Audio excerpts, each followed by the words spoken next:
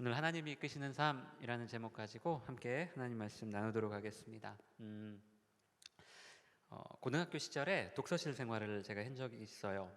처음에는 이제 기숙사를 들어갔다가 너무나도 이렇게 강압적이고 또 이 폭력적이고 또 선배들의 어떤 그런 폭력, 그 기숙사 사감 선생님의 어떤 그런 폭력적인 분위기, 어떤 규율들이 좀 힘들어서 퇴사를 하고 독서실로 갔습니다. 독서실로 들어간 다음부터 제 인생에 다시 오지 않을 것 같은 그런 좀 자유를 아주 마음껏 만끽했어요. 여러분, 제가 알기로 지금은 이 독서실에서 숙식이 안 되는 걸로 알고 있는데, 그때만 해도 이제 숙식이 가능했기에 거기서 먹고 자면서 아주 그냥 자유분방한 생활을, 너무 그냥 지나칠 정도의 자유를 누리지 않았나, 그런 생각이 듭니다. 무의미한 가정이지만 그때 조금 제가 기숙사에 좀 더 버티고 있었어야 했는데 하는 아쉬움은 좀 남아 있어요. 자유를 제대로 좀 관리하고 다스릴 만한 능력이 안 되는 나이였는데, 이 갑자기 찾아온 이 자유를 너무 남용하면서 제가 교회 생활한다는 핑계로 공부를 너무 소홀히 했습니다. 여러분, 당연히 공부를 소홀히 하니까 성적이 안 나올 수밖에 없었고, 문제는 그런 성적을 부모님께 보여드리기가 너무 싫었던 거예요. 그래서 어떻게 해야 될까, 이 잔머리를 좀 굴리다가 생각난 게, 성적표, 그때는 이제 성적표를 이렇게 우편에 이렇게 보내잖아요. 지금은 어떤지 모르겠는데, 그래서 그 발송 주소를 집이 아니라 독서실로 바꿔버렸습니다. 선생님께서 저희 집 주소를 아시는 것도 아니고, 저희 부모님 성향상 뭐 그런 걸로 선생님한테 전화드릴 분도 아니었기에 그 주소 조작이 크게 어렵지 않았어요. 제가 이런 머리로 좀 공부를 더 열심히 했었어야 되는데, 지금도 저는 늘 걱정이 돼요. 저희 애가 저의 이런 잔머리만 닮을까봐 늘 노심초사합니다. 그렇게 1차 작전이 성공하고 나서 이제 학교 관련 우편물이 이제 독서실로 잘 오는 걸 확인하고 나서야 이제 마음의 안정이 찾아와요. 그런데 막상 이후에 중간고사, 기말고사가 끝나면 한 1-2주간은 계속 마음이 불안합니다. 혹시라도 부모님이 야, 너 성적표 나올 때 되지 않았니? 이렇게 물어보실까봐 제가 대답할 수 있는 몇 가지 이 경우의 수를 막 생각하고 연습도 한 것 같아요. 제 기억에 한 번인가 부모님이 한번 물어보셨던 것 같은데, 제가 우야무야 제가 둘러대서 그냥 막 모르겠네, 아무튼 뭐 올 때 되지 않았나, 아무튼 막 그렇게 넘어갔던 기억이 있어요. 그리고 그날 이후로 단 한 번도 부모님이 성적표 이야기를 하지 않으셨어요. 그때는 잘 넘어갔다 하고 그냥 생각하면서 기뻐했는데, 지금 생각해보면 부모님이 속으셨다라기보다 그냥 속아주신 게 아닐까, 그냥 알고는 계시지만 그냥 굳이 물어보시지 않은 건 아닐까, 제가 참 지금 많이 느껴요. 여러분, 그런데 거짓말이라는 게 참 무섭다라는 걸 제가 그때 많이 느꼈어요. 처음 한 번 거짓말하는 건 어렵지 않아요. 그런데 그 거짓말을 덮기 위해서 또 거짓말을 해야 되고요. 그 거짓말을 덮기 위해서 자꾸 거짓말이 불어납니다. 지금 생각해보면 참 부끄럽고 참 철없던 시절에 치기 어린 행동이었던 것 같아요. 여러분, 오늘 본문은 그 유명한 그 야곱이 아버지 그 이삭과 자기 형 에서를 속이고 축복을 가로채는 장면입니다. 어머니 리브가는 이 말도 안 되는 상황을 전부 기획하고 감독한 사람이고, 야곱은 그 어머니의 등살에 못 이겨서 이 막장 드라마의 주연으로 참여를 했어요. 여러분, 본문을 보면 자기 형 에서가 아버지의 축복을 받으려고 사냥을 나간 사이에 야곱이 드디어 이 어머니가 기획한 작전에 이제 투입이 됩니다. 오늘 리브가의 행동을 보면 마치 평소에 이런 일이 일어날 것을 예상이나 했다는 듯이, 예측했다는 듯이 아주 치밀하고 아주 일사불란하게 움직이고 있어요. 큰아들 에서의 옷을 입히고요, 염소 새끼의 가죽을 그의 손과 목에 둘러준 다음에 자기가 만든 음식을 아버지에게 가지고 들어가게 합니다. 저도 직접 보지는 못했는데 실제로 이 시리아산 염소 털이 사람 피부와 굉장히 유사하다고 합니다. 이삭이 속을 만두했을 것 같아요. 여러분, 그렇게 야곱이 만반의 준비를 끝내고 요리와 함께 아버지에게로 들어갑니다. 그리고 그 다음에는 우리가 너무나 잘 아는 이야기가 펼쳐지죠. 여러분, 이삭이 아버지로서 자신이 할 수 있는 모든 어떤 최선의 노력을 다해서 자기 아들을 축복하고 있어요. 기도하고 있습니다. 여러분, 굉장히 아름다운 장면이죠. 자기 아버지가 자기 아들을 마음껏 축복한다는 것, 얼마나 멋지고 아름다운가요? 여러분, 그런데 지금 이 상황을 한번 잘 살펴보세요. 그냥 겉으로만 보면 너무나 아름답고 행복한 장면이에요. 여러분, 그런데 이 축복 기도가 그렇게 아름다운가요? 이 상황, 이 이삭이 아들을 축복하고 있는 이 상황, 그렇게 아름다운 장면이 아닌 것 같아요. 여러분, 아무래도 이 청년 사역을 하다 보면 이 취업과 진로의 문제로 고민하면서 노력하는 청년들과 함께 보내는 시간이 참 많습니다. 취업을 했다고 그게 끝이 아니라 그 직장에서 또 다른 이직의 문제로 고민하는 청년들, 그 모든 스펙트럼을 가지고 있는 그 스펙트럼의 문제를 가지고 있는 청년들을 다양하게 경험을 해요. 제가 뭐 직업 관련 전문가가 아니기 때문에 할 수 있는 거라고는 어려움 겪는 청년들 이야기 들어주고, 아유 네가 힘들겠다, 고생이 많다, 내가 기도할게, 밥 사주고 커피 사주고 등 토닥여주고 그렇게 격려하는 것밖에는 크게 제가 할 수 있는 일이 없어요. 최근에 한번 이런 일이 있었어요. 오전에 일정이 제가 하나 있어서 차를 가지고 이제 교회 두 편으로 저 힐데사임 쪽 그 큰 길로 이렇게 딱 나가는데 전화가 한 통 오더라고요. 저하고 이제 그 사역을 같이 하는 청년인데 그 친구가 다음 날 이제 중요한 시험을 하루 앞두고 있어서 이제 수험표도 뽑고 또 교회 기도도 할 겸 교회에 왔다가 이제 기도 끝나고 저한테 이제 전화를 건 겁니다. 그래서 이런저런 이야기를 하다가 아무개야, 목사님이 기도하고 있다, 잘하고 와라, 목사님 기도할게, 그리고 끝나고 목사님한테 꼭 연락 줘라, 우리 같이 날짜 잡아서 식사라도 한번 하자, 이렇게 하고 전화를 끊으려고 하는데 얘가 계속 전화를 안 끊고 목사님 멀리 가셨어요? 혹시 목사님 멀리 가셨어요? 목사님 교회 계시면 좀 뵙고 가려고 그랬죠? 하면서 뭔가 얘가 자꾸 막 저를 만나고 싶어하는 느낌이 이렇게 들더라고요. 그래서 그럼 잠깐만 기다려라, 목사님 멀리 안 나갔으니까 차 돌려서 돌아갈게, 5분 안에 간다 하고 제가 이제 차를 급하게 돌려서 교회 주차장에서 만났어요. 그리고 제가 기도해주고 등 토닥이고 잘하고 와라, 또 응원하고 격려하고 그렇게 보냈습니다. 여러분, 그런데 돌아가는 길에 제가 그냥 그 상황이 참 감사하고 좋았던 게 뭐냐면, 제가 뭐 그리 대단한 존재라고 저 한번 보고 가겠다고 그렇게 교회에 와서 저를 찾아주는지 저는 그냥 그게 감사하더라고요. 저에게 기도 한번 받는 게 뭐 그리 대단한 일이라고 연락을 하고 또 저를 찾아주고 기다려주는지, 여러분 저는 그거 자체가 그냥 감사하고 좋았어요. 여러분, 목회자 본인이 능력이 있고 없고를 떠나서 여러분 성도를 축복할 수 있고 제가 우리 청년들을 축복할 수 있고 또 위에서 기도해 줄 수 있다는 것 자체는 여러분 너무나 큰 권한이자 저에게는 큰 축복이에요. 하나님이 저에게 주신 가장 큰 축복 중에 하나는 제가 우리 청년들 축복할 수 있고 기도해 줄 수 있다는 거예요. 하나님 주신 고유의 특권이자 큰 은혜라는 걸 여러분 제가 그날 참 많이 깨달았습니다. 여러분, 개인적으로 부탁하는 건 우리 청년들 저한테 연락하는 거 너무 어려워하지 않았으면 좋겠어요. 제가 늘 이야기하잖아요. 제가 교회에서 월급 받는 이유는 우리 청년들 기도해주고 우리 청년들 만나고 우리 청년들 위해서 조언도 하고 우리 청년들 잘 양육하고 케어하라고, 그렇게 제가 교회에서 월급 받는 이유예요. 그러니까 너무 어렵게 생각하지 말고 여러분 저한테 자주 이렇게 찾아주고 연락 주셨으면 좋겠어요. 뭐 잠깐이라도 얼굴 보고 대화하는 게 여러분 저는 참 기쁘고 좋은 사람이에요. 제가 뭐 대단한 일은 할 수 없지만 제가 우리 청년들을 위해서 기도하고 이야기 들어주고 또 제가 또 조언도 하고 같이 기도하는 거 제가 잘할 수 있을 것 같아요. 여러분, 그렇게 보면 오늘 본문 속 이삭이 아들을 축복해 주는 건 굉장히 은혜롭고 복된 일이자 이 믿음의 조상 이삭만이 가질 수 있는 큰 특권이었습니다. 여러분, 이 상황 자체만 놓고 보면 너무나 아름답고 복된 일이에요. 여러분, 그런데 보세요. 이 아름다운 드라마 이면에는 온갖 권모술수와 계략이 함께합니다. 전혀 아름답지도 않아요. 전혀 은혜롭지도 않아요. 여러분, 본문에 보면 이삭이 3번 야곱의 신분을 확인하고 의심합니다. 야곱이 처음 이 요리를 가지고 들어갔을 때 네가 누구냐라고 물어요. 그리고 네가 어떻게 짐승을 이렇게 빨리 잡아서 요리를 가져왔는지 묻고 의심합니다. 그래도 뭔가 아직 미심쩍은 게 있었는지 가까이 오라고 해서 야곱의 몸을 만져보고 더듬어 봅니다. 그렇게 3번 의심하고 확인한 이후에 야곱을 축복하고 있는 거예요. 여러분, 그런데 생각해 보세요. 이 3번의 과정을 거치는 동안 야곱 마음이 어땠을까요? 여러분, 그 상황에 여러분이 처해 있다고 한번 생각해 보세요. 여러분이 거짓말하고 아버지한테 찾아갔어요. 아버지가 여러분의 신분을 3번을 질문했어요. 그 3번 동안 여러분 얼마나 마음이 두근두근했을까요? 저 같았으면 막 심장아 나대지 마 하면서 막 심장이 쿵닥쿵닥 거렸을 것 같아요. 여러분, 정말 살떨리고 두렵고 마음 졸이는 시간 아니었을까요? 자기가 원했던 것도 아니에요. 철저하게 어머니 리브가의 계획과 진두지휘 아래 그 어머니가 짜놓은 이 체스판에 말이 되어서 어머니 의지대로 지금 움직이고 있는 겁니다.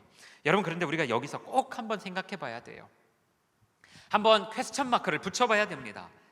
여러분, 이게 지금 이렇게까지 해야 될 일인가요? 지금 이렇게까지 해야 될 일일까요? 만약에 이삭이 야곱이 아니라 에서를 축복했다면 이 성경의 어떤 그 하나님의 정통성이 야곱이 아니라 야곱이 아니라 에서에게 갔을까요? 여러분, 우리가 한번 여기서 저는 이걸 질문해 봐야 된다고 생각해요. 여러분, 우리가 교회를 자주 다니면서 듣는 이야기 중에 하나가 천국은 침노하는 자의 것이다 라는 말 참 많이 들어요. 마태복음 11장에 있는 이야기인데 원래 정확한 워딩은 천국은 침노를 당하나니 침노하는 자는 빼앗느니라, 마태복음 11장에 이렇게 되어 있어요. 여러분, 마치 이 말은 천국에 가려면 뭔가를 적극적으로 노력하고 문을 두드려야 된다는 식으로 많이 해석이 돼요. 여러분, 천국은 침노를 당한다와 천국은 침노하는 자의 것이다, 어떠신가요? 어감이 완전히 다르죠. 마치 천국을 가려면 싸워서 빼앗아 와야 된다는 식으로 들려요. 여러분, 그런데 이 성경 구절이 뭐든지 열심히 하고 최선을 다하는 우리 민족의 어떤 그 정서와 그리고 또 충성심을 요구하는 그 주체의 필요에 절묘하게 맞아떨어진 것 같습니다. 그래서 심지어 오늘 이 야곱의 본문을 두고도 축복은 양보하면 안 된다, 할 수만 있다면 수단과 방법을 가리지 말고 어떻게 해서든지 이 축복은 쟁취해야 된다 하면서 그냥 막 갖다 붙이는 경우 제가 참 많이 봤습니다. 여러분, 그러나 이렇게만 해석된다면 여러분, 이거 굉장히 위험하고 잘못된 겁니다. 복음의 본질을 아주 왜곡하고 호도하는 행위예요.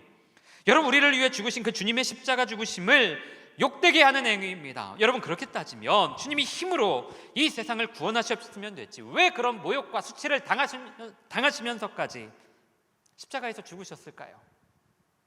그냥 주님 마음대로 그냥 쟁취하시면 되는 거지 왜 그렇게 주님 어려운 길을 가셨어야 했을까요? 내가 하나님이다, 내 말을 듣고 다 엎드려라 한마디 하시면 끝날 일을 굳이 왜 주님 그렇게 어려운 길을 택하셨겠습니까? 제가 앞에서도 이야기했지만 여러분, 우리 민족은 굉장히 부지런하고 열심히 살았던 민족이에요. 그게 우리 민족의 자부심이자 특징입니다.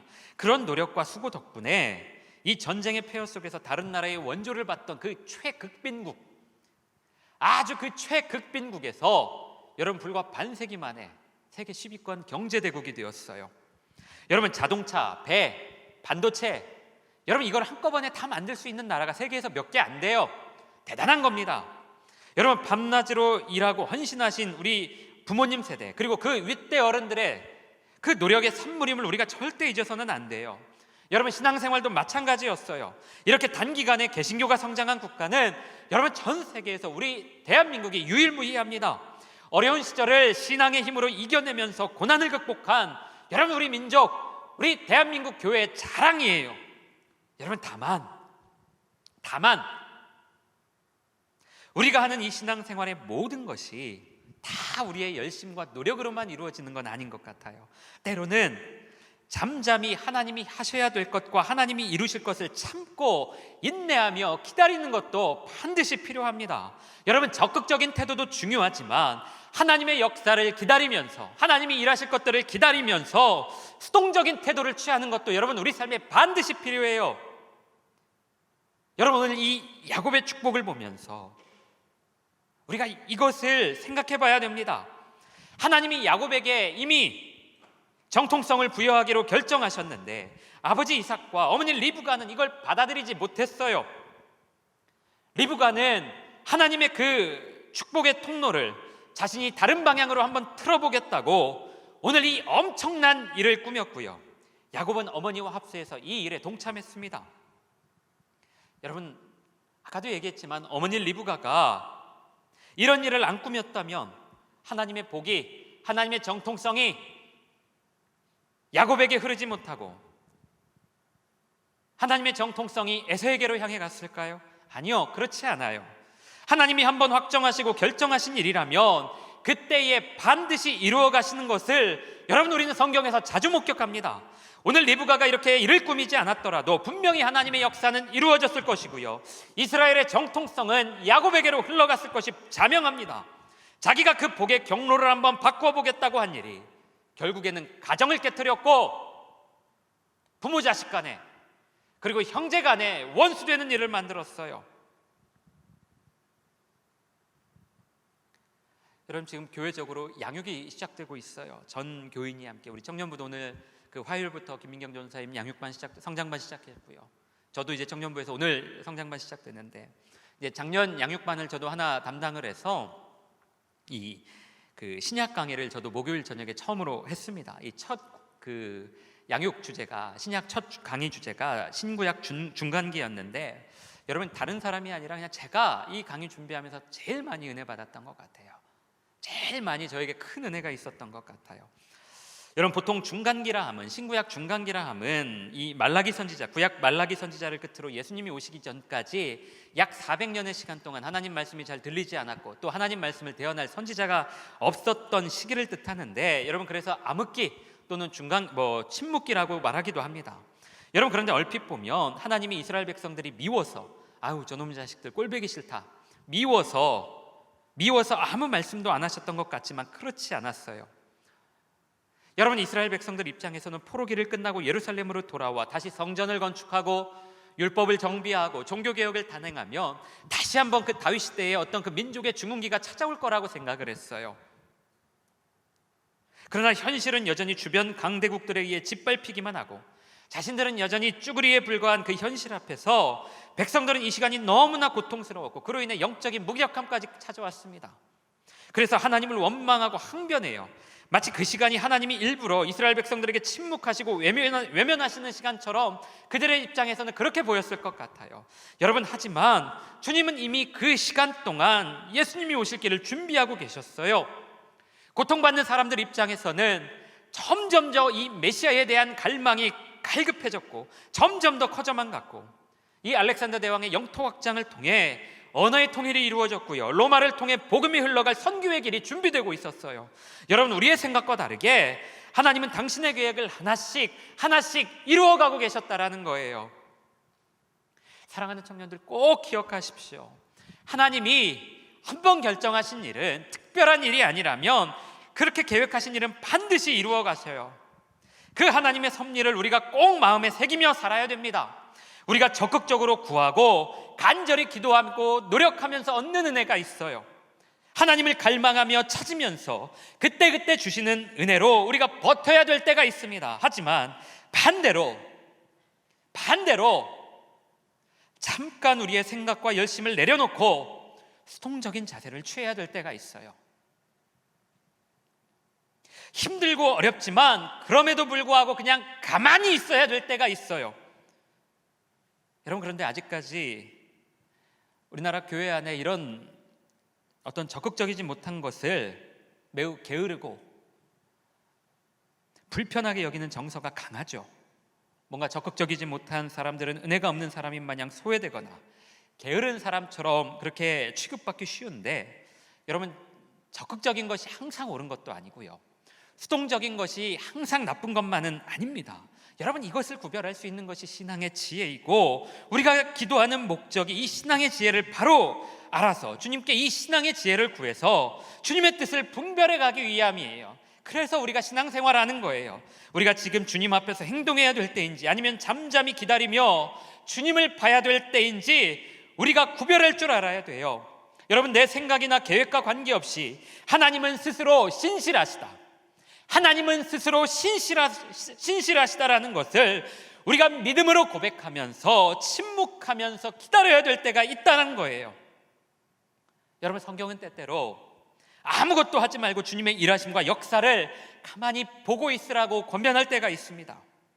적극적으로 살지 말라는 뜻이 아니라 하나님의 그 하나님 되심을 네가 직접 눈으로 보고 경험하라는 거예요. 하나님이 신실하시다라는 것을 네 입으로만 고백하지 말고 직접 너의 삶으로 고백해보라는 권면이에요. 여러분, 실제로 우리 삶에 일어나는 수많은 문제들 중에서 우리의 노력과 간구로 해결되는 일도 있지만, 여러분, 아무리 애쓰고 아무리 우리가 힘을 다해봐도 해결되지 않아 답답하고 힘든 문제들이 참 많아요. 최선을 다해 노력했지만 아무런 변화도 없고 아무런 결과물이 없어서 낙심하게 되고 절망하게 되는 거죠. 여러분, 저 개인적인 생각은 낙심과 절망 중에서도 제일 힘들고 제일 고통스러운 것이 하나님에 대한 낙심과 하나님에 대한 절망인 것 같아요. 하나님께 실망스럽고 하나님께 절망할 때에 여러분, 그것만큼 우리를 힘들게 하는 게 없는 것 같아요. 여러분, 그런데 그때에 분명히 주님이 말씀하세요. 내가 일할 것이다, 내가 할 것이다, 조금만 기다리라고 참으라고 요청하고 계세요. 잠잠히 가만히 있어서 나의 나됨을 네가 보게 해줄 거라고 성경은 우리에게 약속하고 있어요. 제가 이제 뭐 설교하면서 자주 이야기했는데 이제 목회 그만해야겠다는 결심을 내렸던 결정적인 계기가 하나님 내 삶에 더 이상 관심이 없고 내 인생에 더 이상 관심이 없고 뭔가 일하지 않으신다는 생각이 처음에는 의심으로 시작했는데 점점점 이게 확신이 되니까 더 이상 못하겠더라고요. 그래서 그렇게 떠나려고 했죠. 하나님 전능하시다, 내 삶에 가장 좋은 일을 행하신다라는 이 말이 뭔가 아주 허황되고 종교적 아주 달콤한 종교적인 거짓말 같아서 내가 이제는 떠나야겠다, 하나님 당신이 나를 떠났으니까 나도 당신을 떠납니다 하고 나간 것 같아요. 여러분, 그때 제가 제일 많이 소리쳤던 게, 저번에 자카르 설교할 때도 그랬지만 그때 제일 많이 소리쳤던 말이 뭐냐면, 하나님 전능하다면서요, 하나님 전능하다면서요, 제발 일 좀 하세요, 하나님 전능하다면서요, 제발 좀 일 좀 하시라고요. 나는 이렇게 고통스러운데 당신은 왜 일을 안 합니까? 제발 좀 일을 하십시오. 제가 막 그렇게 소리치고 항변하는 게 그게 당시에는 제 일상이었던 것 같아요. 근데 한 번은 여느 때처럼 막 갑자기, 여러분 사람 감정이라는 게 그렇잖아요. 그냥 갑자기 이유 없이 막 사람 그 어두운 감정이 막 찾아오잖아요. 그 막 부정적인 감정이 막 저를 막 감싸면서 또 막 깊은 곳에서 뭔가가 올라오는데, 또 막 기도하다가 소리를 질렀죠. 하나님, 당신이 살아있다면 제발 일 좀 하십시오. 제발 나보고 참으라고만 하지 말고 일을 하시라고요. 당신도 좀 일을 해요. 막 그렇게 소리치고 있는데 막 마음 깊은 곳에서 무슨 소리가 들리냐면, 나는 나의 일을 할 거니까 너는 너의 일을 해라. 나는 나의 일을 할 거니까 너는 너의 일을 해라. 그 말이 더 짜증 나더라고요. 뭐 가까이에서 저를 좀 경험한 청년들은 알겠지만, 여러분 저는 직통 계시에 대해서 좀 보수적인 입장이나 좀 그렇게 막 이렇게 뭔가 그렇게 막 신뢰하는 입장은 아니에요. 막 기도하면서 하나님의 음성을 듣는다, 뭐 기도하면 하나님의 환상을 보여주신다, 그런 분들도 덜어 있는데, 전 살면서 별로 그런 경험 잘 못 해봤고요. 거기에 그렇게 집착하지도 않는 편이에요. 그런데 그런 음성을 제가 한 3번 정도 들었던 것 같아요. 물론 현실이 바뀐 게 없으니까 그런 소리 자체가 별로 그렇게 신뢰가 잘 안 됐던 것 같아요. 내가 그냥 듣고 싶은 이야기 내 속에서 그냥 혼자 생각했나 보다, 이게 하나님 음성이 아니라 내가 그냥 듣고 싶은 이야기 내가 스스로 생각했나 보다, 무의식 중에 생각하는 거라고 그렇게 치부했어요. 그런데 여러분, 시간이 지나면서 하나님이 제 삶에 무엇을 하셨는지, 무슨 일을 하셨고 어떻게 인도하셨는지, 여러분 희미하지만, 아주 희미하지만 조금씩 보일 때가 덜어 있습니다. 명확하지는 않지만 그럼에도 불구하고 하나님이 내 삶 가운데 일하고 계셨구나라는 사실을 아주 조금씩 보여주실 때가 있어요. 여러분, 그때 솔직히 제 마음 안에 어떤 마음이 있는 줄 아세요? 주님 조금만 더 보여주셨으면 좋겠다, 주님 조금만 더 말씀해 주시면 좋겠다. 여러분, 이런 바람이 여전히 크지만 어쩌면 지금이 바로 하나님이 내 삶 가운데 어떻게 일하시는지, 하나님이 내 삶 가운데 어떻게 신실하게 일하시는지 내가 좀 침묵하면서 잠잠히 기다리면서 그렇게 봐야 될 때이고, 하나님 신실하신 분이라는 고백을 내 삶으로 이제는 내가 좀 올려드릴 때라는 것을, 주님이 저에게 그것을 요구하시고 있는 것 같아서 제가 마음이 뭉클할 때가 참 많아요. 주님, 나에게 그걸 요청하고 계시는구나. 여러분, 내가 노력해서 얻어야 되는 부분이 아니라 묵묵히 참고 기다리면서 하나님의 그 신실하심을 신뢰하며 하루하루를 믿음으로 견디는 것이 어쩌면 지금 나에게 주님이 원하시는 건 아닐까, 제가 그 마음으로 저도 지금 제 삶을 그렇게 걸어가고 있는 것 같아요. 저도 어렴풋이나마 깨닫고 있는 것 같아요. 제가 우리 지난주에 SD 워십 멤버들하고 우리 찬양 연습하면서도 했던 이야기인데, 제가 웬만하면 우리 청년들한테, 진짜 제가 우리 청년들 특별히 좀 비상식적이거나 아니면 진짜 이건 좀 무례하거나 그런 거 아니고서는 제가 잔소리 잘 안 하려고 그래요. 웬만해서는 다 큰 성인들이고 다들 사회에서 자기 자리 잡아가지고 일하는 청년들인데, 목사랍시고 뭔가 이렇게 어줍지 않은 조언하지 않으려고 제가 웬만해선 잔소리 안 하려고 합니다. 아직 저도 제 인생 헤매는 중이고 정답이 잘 뭔지 모르겠는데 제가 무슨 말을 할 수 있겠어요. 다만 여러분, 인생이라는 게, 죄송합니다, 뭐 아직 오래 살지 않았는데, 인생이라는 게 내가 슬럼프를 막으려고 한다고 해서 막을 수 있는 것도 아니고, 여러분, 그 슬럼프라는 게 막 내가 떨쳐버리고 싶다고 해서 쉽게 떨쳐낼 수 있는 것도 아닌 것 같아요. 여러분, 인생의 어려움은, 인생의 슬럼프라는 건 주님의 도우심으로 끊어내는 게 아니라, 여러분, 주님의 도우심과 우리의 믿음으로 잘 넘어가는 것 같아요. 그냥 한 곱이 잘 넘어가면 되는 것 같아요. 그렇게 한 곱이 넘기고 또 한 곱이 넘겨가면서 주님 마음 알아가고, 또 시간이 좀 걸리더라도 내 삶에 여전히 신실하게 일하시는 그 주님의 신실하신 하나님, 그 신실하신 하나님을 우리 청년들이 발견할 수 있다면, 여러분, 저는 그것이 정말 의미 있고 가치 있는 신앙생활이라고 믿어요.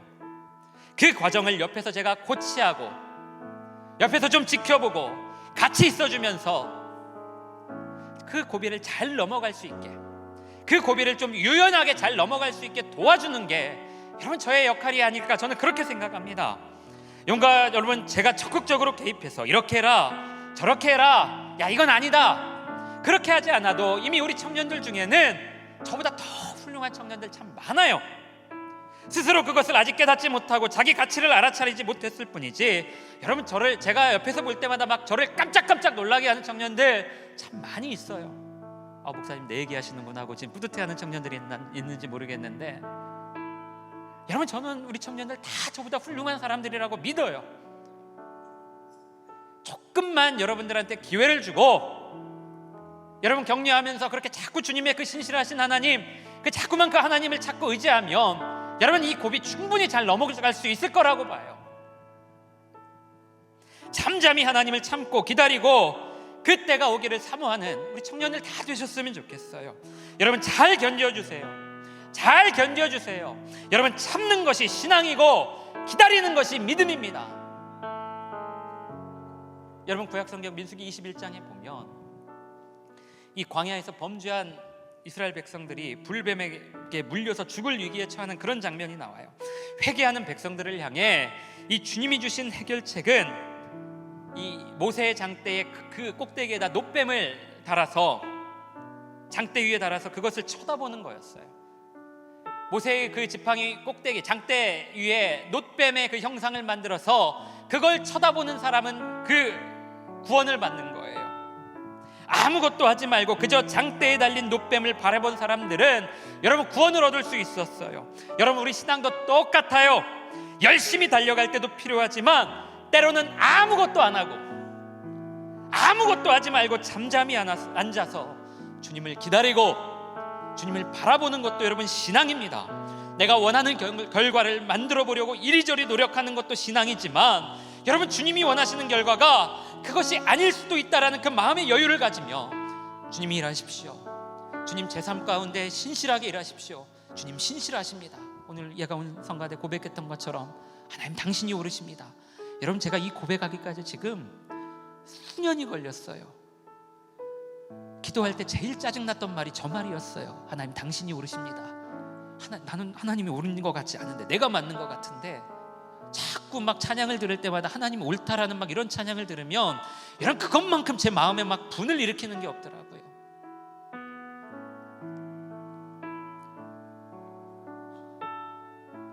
우리 사랑하는 청년들, 오늘 수많은 문제들과 씨름하시면서 또 여러분 각자의 문제들을 가지고 하나님 앞에 나아가는 청년들이 있을 거예요. 하나님과 여전히 해결되지 않는 문제를 가지고 기도하는 우리 청년들은 있을 거예요.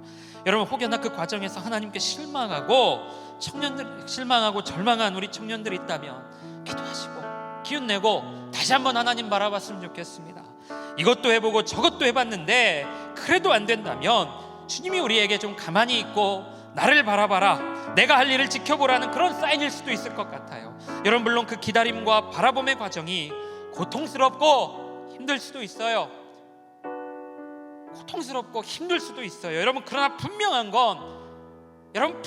건 주님이 계획하시고 하시고자 하는 일들은 주님 반드시 당신의 때에 이루실 것입니다. 그래서 주님을 신실하시다라고 말씀하는 거예요. 성경은 이것을 믿었던 사람들의 이야기예요. 주님의 신실하심을 믿었던 사람들의 이야기예요. 불안하고 고통스러운 그 현실을 살면서도 하나님의 일하심을 기다리고 지켜보던 사람들, 그 속에서도 믿음을 잃지 않고 하나님을 신뢰했던 사람들의 이야기가 바로 여러분이 그리고 제가 읽는 성경의 내용들이에요. 여러분, 제가 가급적 아멘 유도 잘 안 하려고 하고 또 아멘이 안 나와도 제가 별로 실망하지 않는데, 여러분 그래도 우리 청년들 앞으로는 좀 이 메시지 때 아니면 찬양 때 여러분 마음에 정말 동의가 되고 인정이 된다면 좀 아멘으로 같이 화답해 줬으면 좋겠어요. 여러분이 그렇게 고백하고 선포하는 것도 여러분 신앙에 큰 유익이 될 것 같아요. 여러분, 제가 한 번만 더 선포할게요. 주님이 계획하시고 하시고자 하시는 일들은 분명히 주님이 당신의 때에 반드시 이루실 것입니다. 반드시 이루실 것입니다. 우리 주님 신실하신 분이십니다. 여러분 진짜 그렇게 믿어요?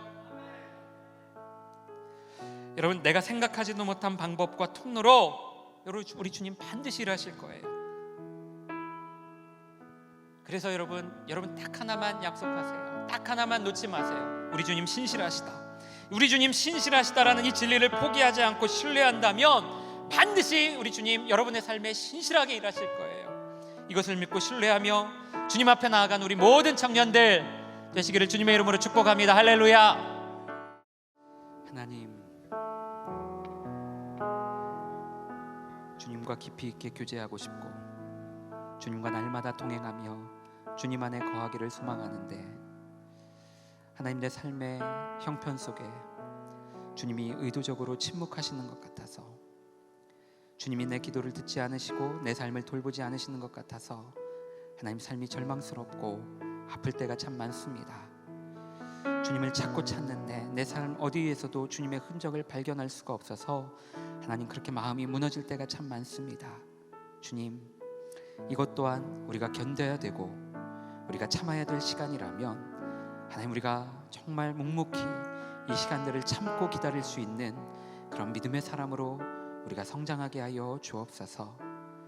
그렇게 기다리는 법도 배워가고 주님 앞에서 침묵하며 기다리는 그 삶의 모습도 배워갈 수 있는 우리 모든 청년들 되게 하시고, 하나님, 그럼에도 불구하고 우리 주님 신실하시다라는 그 고백 우리가 놓치지 않게 하시고, 그 믿음 하나님 놓치지 않고 걸어갈 수 있는 우리 모든 청년들 될 수 있도록 주님 함께하여 주옵소서. 그렇게 하루를 살고 또 그렇게 하루를 살고 그 주님 주신 약속 굳게 믿고 묵묵히 이 하루의 삶을 견딜 수 있는 은혜 하나님, 우리 모든 청년들에게 허락하여 주옵소서. 주님 사랑합니다. 주님 찬양합니다. 지금은 우리 구주 예수 그리스도의 은혜와 아버지 하나님의 무한하신 사랑과 성령의 충만하신 은혜가 오늘 하나님 앞에 머리 숙여 기도하며 그럼에도 불구하고 주님 앞에 침묵하며 잠잠히 기다리기 원하는 우리 사랑하는 모든 청년들 머리 위에, 가정 위에, 학업 위에, 일터 위에 지금으로부터 영원토록 함께 하시길 간절히 축원하옵나이다. 아멘.